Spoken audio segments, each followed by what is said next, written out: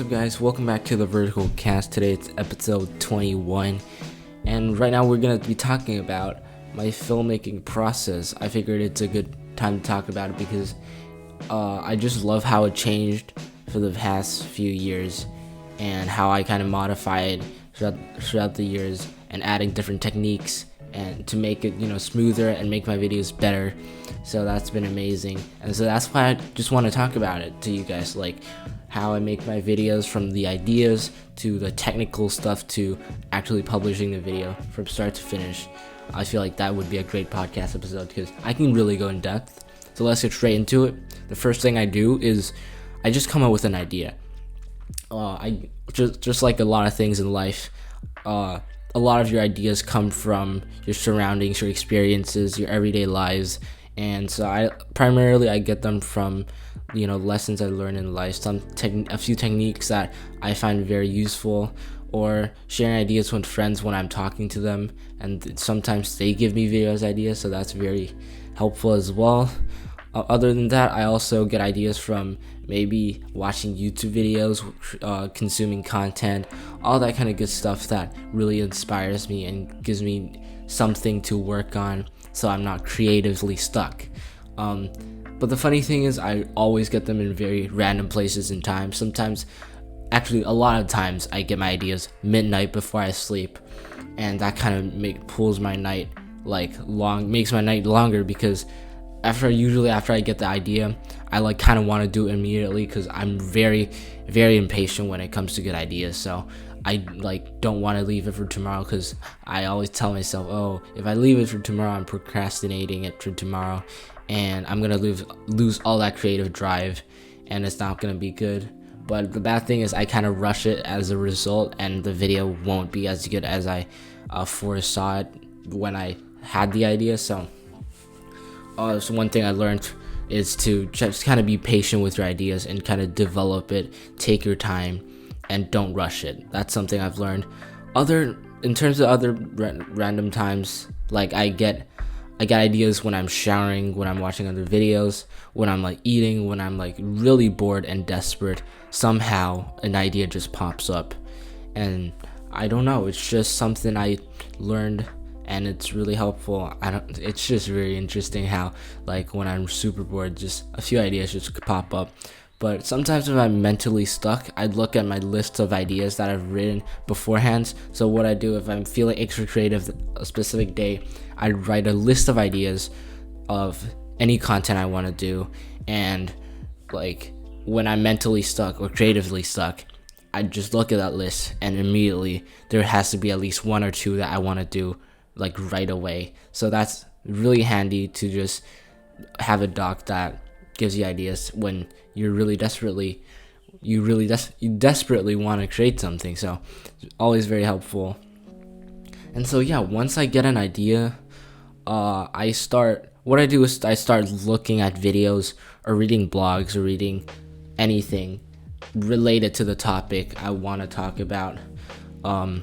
Basically, let's talk about the flow state. That one the idea came from Matthew Avella's video about unlocking your superhuman performance. He did this really good interview about getting in the flow state and getting really into your work where everything else seems to vanish, all that kind of good stuff. And I got that from a video, and I actually made a blog from the video. And so you could say I got the video idea from my blog I wrote about Matthew Avella's video, and that's how I got the idea. And once I got the idea, the first thing I did was do some research.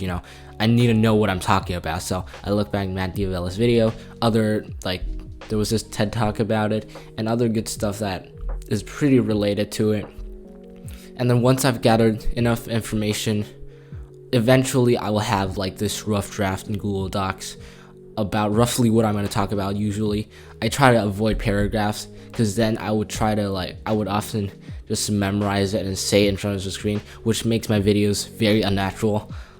And that's kind of what I did before. I just write a whole blog and then just memorize the blog bit by bit and then say it to the camera, and it would take way too long. So I kind of like my drafts structurized into ideas, into bullet points. So it's when I say it, I'm not memorizing it, I'm just saying the idea, which makes me look so much more natural than versus if I'm memorizing it. So I try to get bullet points, main ideas, stuff like that. And once I have the draft, usually I start recording the A-roll. And other than that, every video I try to incorporate like a new technique from another video. I try to see like other YouTubers and filmmakers that make videos, and I try to use techniques that come within them. So one of those things I've learned is to kind of drag the viewer into your video to kind of tell them the reason why they should stay within the first 5 to 10 seconds minimum. And so usually I try to make my first few minutes of my videos, seconds of my videos actually, very enticing, very engaging, to make sure that I'm getting straight to the point instead of going around and getting into the video and getting to the point like halfway through the video where barely anyone's watching it. So what I do is I start with like some kind of plot, some kind of question that would make people think of what I'm talking about in a way. But it's like a long process and complicated, and it's probably might be a podcast for another time. But basically, I come up with the idea. Let's go back. Come up with the idea. I research it. I make a draft out of it, and then after that, I start filming. So for those of you who don't know, there's like kind of different things, different layers of filming. Just like how when you draw you have different layers to add on top of it. We kind of call it A-roll and B-roll. A-roll is kind of when you talk to the camera, like when I make a video and I'm talking to the camera with nothing on it. It's just me, myself, and the camera, and you looking at me talking to you. That's A-roll. And B-roll kind of makes like the video more interesting. It kind of adds kind of like the seasoning to the video to make it more engaging. So B-roll is, let's say I'm talking about the iPhone 8 and you see me talking to you about my iPhone 8, like my iPhone 8 video. B-roll would be me recording a clip on my iPhone 8, so like the physical iPhone 8. So in a way, it's kind of visualization of what you're talking about, and it makes the video more interesting and more engaging for the viewer and not boring. When you click in a video and you see just a person talking for 30 minutes, I'm excluding podcasts because that's what podcasts are made for. But if you just see a person sitting there talking for 30 minutes, usually it's not very interesting. Sometimes it is when it's like a long apology video on YouTube and stuff like that includes drama and all that good stuff. That usually is more interesting. But usually when you look like at a 30-minute video, most likely you're not going to stay there for that long, and your like audience retention, so like how long a person who is watching your video stays, it's usually a lot lower.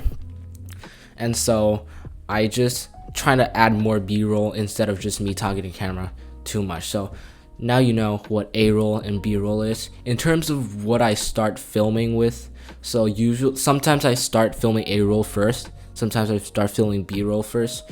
So in the case of me filming A-roll, it's usually more structured and organized. I know exactly what I'm going to talk about, and then I know exactly what kind of B-roll I'm going to shoot afterwards. So I'd film my A-roll, so it's just a bunch of ideas, and I kind of have a bunch of clips, put them in Final Cut Pro, my editing software of choice. And then after kind of organizing the A-roll, having an actual structure, I put the B-roll on top of the A-roll to kind of give a visualization of what I'm talking about. Usually to film an A-roll takes around from 30 minutes to an hour. Usually it takes 2 hours if I'm back when I kind of memorize everything. But as of right now, it takes 30 minutes to an hour to film A-roll. If I'm really successful or really, really smooth to the point where I have very minimal retakes, takes 15 minutes. So that's amazing. But usually, realistically, that's 30 minutes. After shooting A-roll, I organize it, and then I move on to B-roll. So B-roll usually takes around it takes a little bit shorter, like 30 minutes, because it's just shots, like a few seconds of a shot within a few seconds that I kind of take down. And usually I just kind of find inspiration. I try to find new angles, so I try to set up better camera angles to make it look better and to make it look more engaging. Sometimes I use ones from older videos, like sometimes I use ones from older clips, or sometimes I use ones from online, from the internet. So I kind of mix them up together. And so that is my B-roll section. So in the case of me recording B-roll first, usually I am a lot less organized, and I have just a rough idea, but I don't really have a draft. So I'm kind of depending on the B-roll to inspire me to write more or talk more about it, which is something I did in the flow state. So that's kind of effective at times, and if it's not, then I kind of screw up. But yeah, that's like the two ways I kind of start making a video. Sometimes I use like a narrative format, so there's no A-roll at all. It's just the entire video is all B-roll and a narrator on the bottom. An example of that is the day in the life one, but there is some A-roll, just like 10 or 20 seconds of it, but the rest of the video is just B-roll. And usually in that type of video is like the most structured, the most planned out, and I just record the B-roll. I have a narrative voice under it, like a voiceover over it, and then usually that's a lot more structured, and I feel more confident in those types of videos, if you know what I'm talking about. So yeah, so now there's 3 ways that I make videos. So those are the 3 main ways I start with my videos.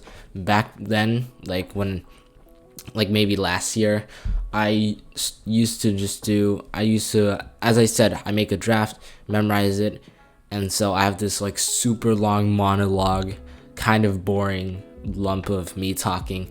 Then I put B-roll over it, but it took a lot more time consuming, and it took a lot of effort. So I've kind of modified that to make it more effective.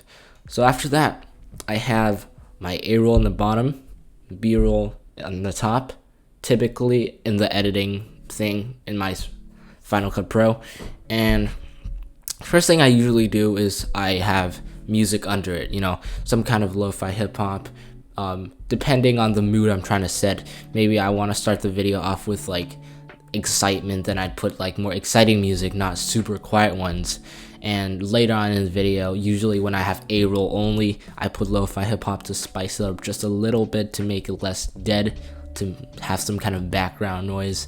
But if not, then I'd make use some kind of other music. So I always have some kind of music in it. In terms of where I find music, I usually go to YouTube and do YouTube to MP3, and then I download it. Make sure it's royalty free though, because I've had some copywriting issues before, because I wasn't aware of those.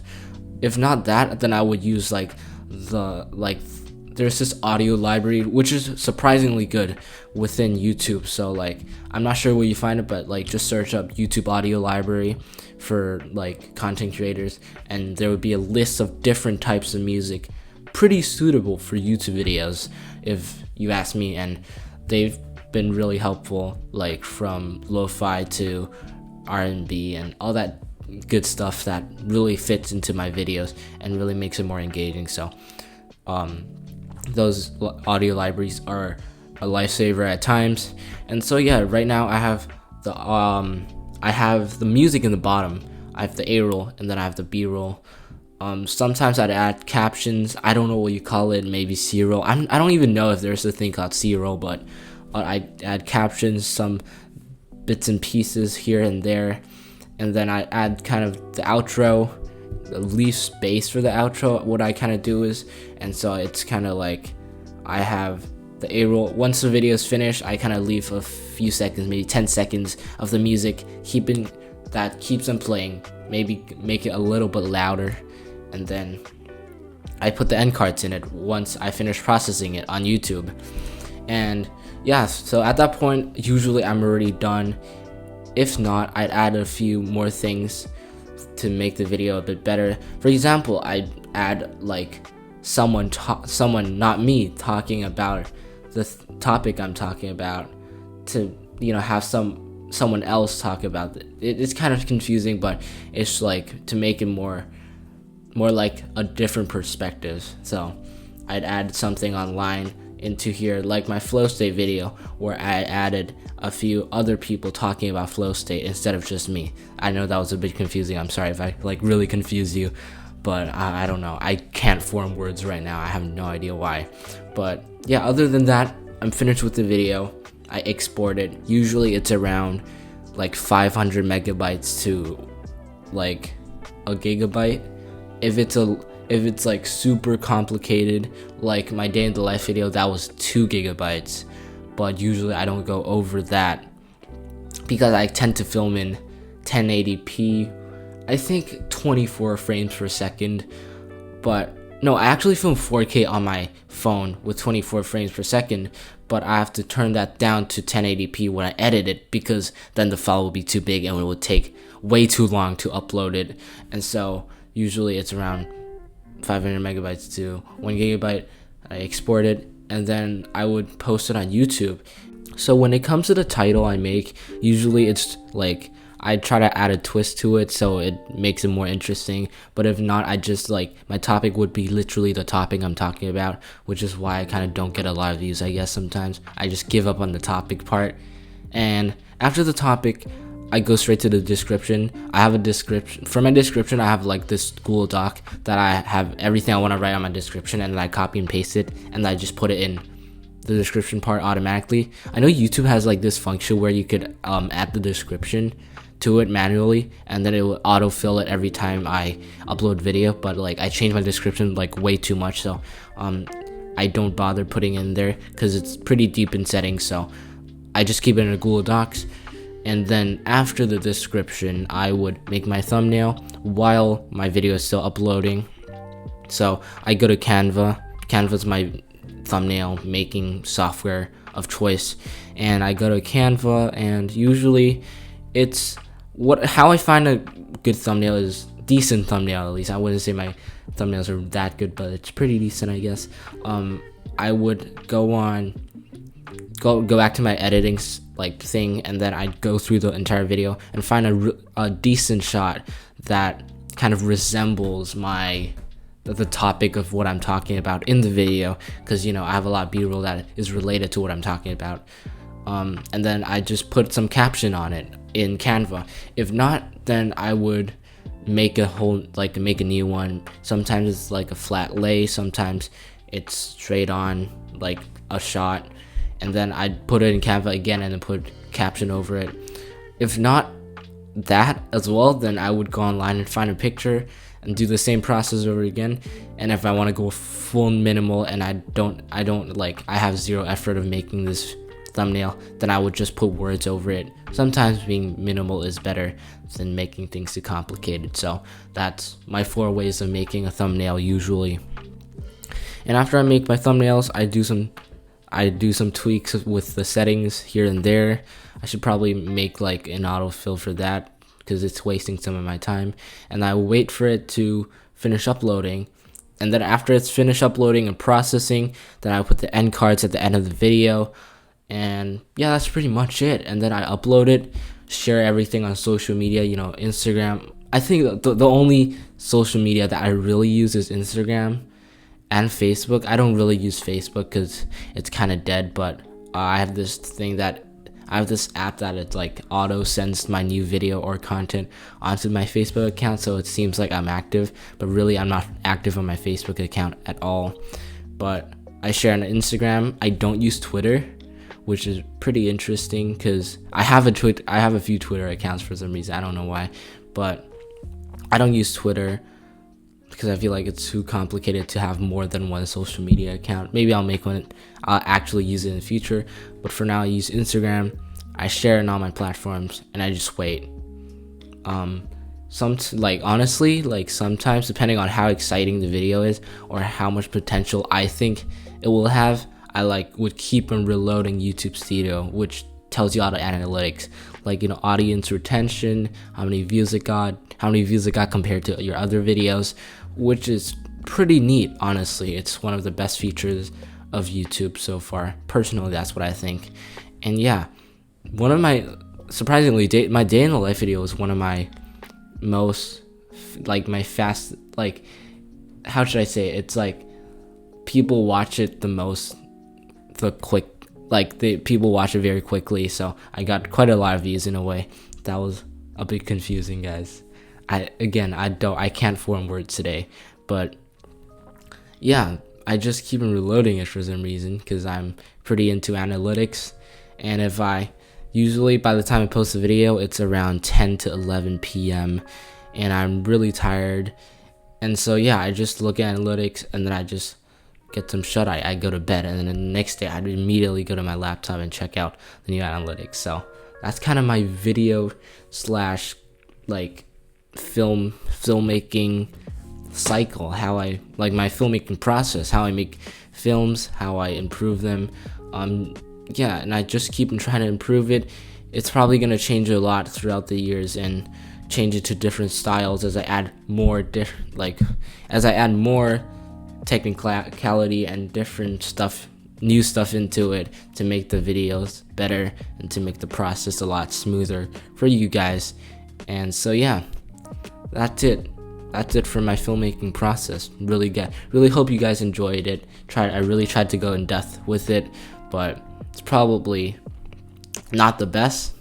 So if you're a filmmaker somehow, leave a comment down below to talk about your filmmaking process and a bit of things that could help me improve and inspire me. So yeah, that's pretty much it for this video. If you're interested, check out my blog, link in the description. I write a Medium and I write a blog every Saturday and write a newsletter every Sunday. I try to keep it consistent, but it's not the most consistent. But a few contents do roll out, and those are kind of like my excerpts of videos, like some extra ideas that I want to write from my videos. So yeah, that's pretty much it for this podcast, guys. Almost the videos. If you're interested in more, go to my main channel where I make films. And yeah, that's pretty much it. Thanks for listening. Peace out.